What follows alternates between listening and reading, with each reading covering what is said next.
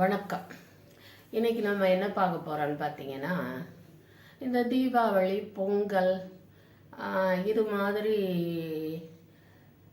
விழாக்களை நாம் பண்டிகைகள் அப்படின்னு சொல்கிறோம். ஆனால் விரதங்கள்னு சில இருக்கு, விரத தினங்கள் அப்படின்னு சொல்லி. அதெல்லாம் என்ன, அது எதுக்காக அனுசரிக்கிறோம் அப்படிங்கிறத, அந்த விரதத்தை எதுக்காக அனுசரிக்கிறோங்கிறத பார்க்க போகிறோம்.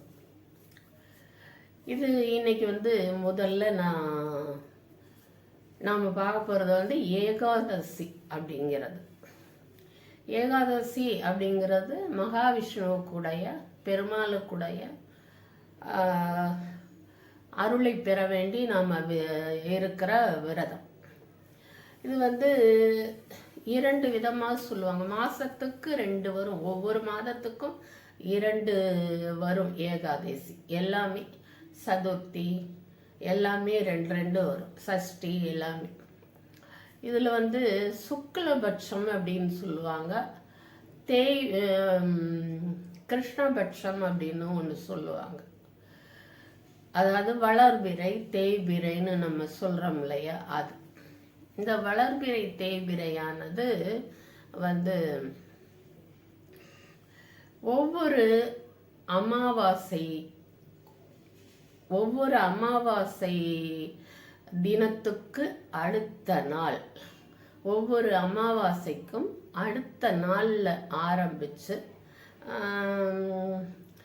அதுக்கடுத்து வரக்கூடிய பௌர்ணமி தினம் வரைக்கும், அமாவாசைக்கு அடுத்த நாள் அப்படியே போய் பௌர்ணமியை சேர்த்து 15 நாள் இது சுக்லபட்சம் அப்படின்னு சொல்லுவாங்க. அதாவது வளர்பிறை. அமாவாசைக்கு அடுத்து ஒவ்வொரு நாளும் நிலவு வளரும் இல்லையா, இதை வளர்பிறை. அப்புறம் பௌர்ணமிக்கு மறுநாள் ஆரம்பித்து அடுத்த அமாவாசை தினத்தையும் சேர்த்து சொல்கிறது கிருஷ்ணபட்சம் அப்படின்னு சொல்லுவாங்க. இதை தேய்பிறைன்னு சொல்லுவோம். இந்த நாட்களை தேய்பிறைன்னு சொல்லுவோம். அதாவது பௌர்ணமிக்கு அடுத்த நாள்ல இருந்து அடுத்து வரக்கூடிய அமாவாசை தினத்தையும் சேர்த்து தேய்பிறை அப்படின்னு சொல்லுவாங்க. இந்த விரதங்கள் முறையே இப்படி தான் சொல்லுவாங்க. கிருஷ்ணபட்ச வளர்பிறை, கிருஷ்ணபட்ச ஏகாதசி,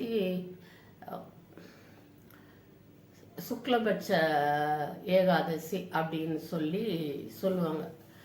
இந்த ஏகாதசி எப்படி உண்டாச்சுன்னு கேட்டிங்கன்னா, முரண் அப்படிங்கிற ஒரு அசுரன் ரொம்பவும் தேவர்களுக்கு துன்பம் கொடுத்துக்கிட்டு இருந்தான்.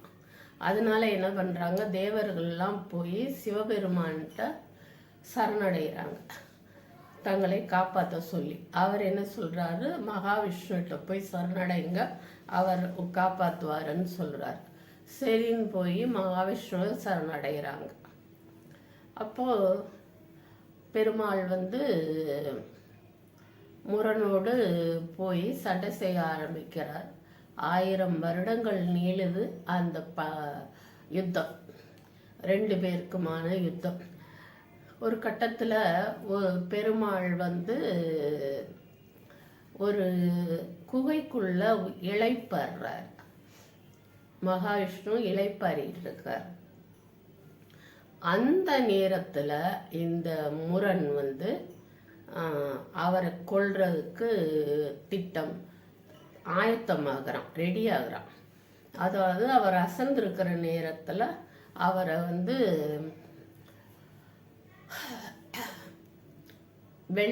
வெல்வதற்கு போரில் அவரை வெல்வதற்கு தயாராகிறான். அப்போது அவன் அதுக்கு ரெடியாகி போகும்போது விஷ்ணுவுக்குள்ள இருந்த ஒரு சக்தியானது ஒரு பெண் வடிவம் எடுத்து வேகமாக வெளியே வருது. குகைக்குள்ளேருந்து வெளியே வருது. வெளியே அந்த சக்தியானது, பெண் உருவம் எடுத்த சக்தியானது அந்த முரணை கைகளால் தாக்கலை, எந்த ஆயுதத்தை வச்சும் தாக்கலை. அது இட்ட ஓங்கார சப்தம் அந்த சப்தமே அந்த முரண்கிற அசுரனை எரித்து சாம்பலாக்கிறது.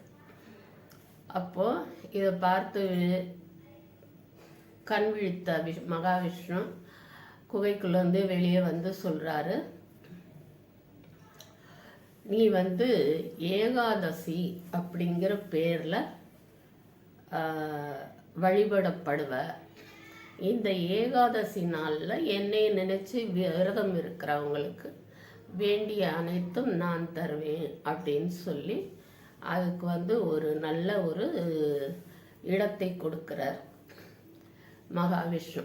ஏகாதசின்னு பேரிட்டு இந்த நாளில் என்னை நினைச்சு வழிபடுறவங்களுக்கு நல்ல எல்லா வளங்களையும் தருவேன் அப்படின்னு சொல்கிறார். இந்த ஏகாதசி விரதம் வந்தது இதனால தான்.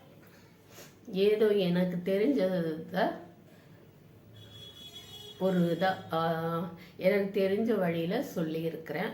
இந்த பதிவு உங்களுக்கு பிடிச்சிருந்துச்சுனாக்கா அடுத்த பதிவையும் பாருங்கள். இந்த பதிவை இன்னைக்கு பார்த்ததுக்கு உங்களுக்கு நன்றியும் வணக்கம்.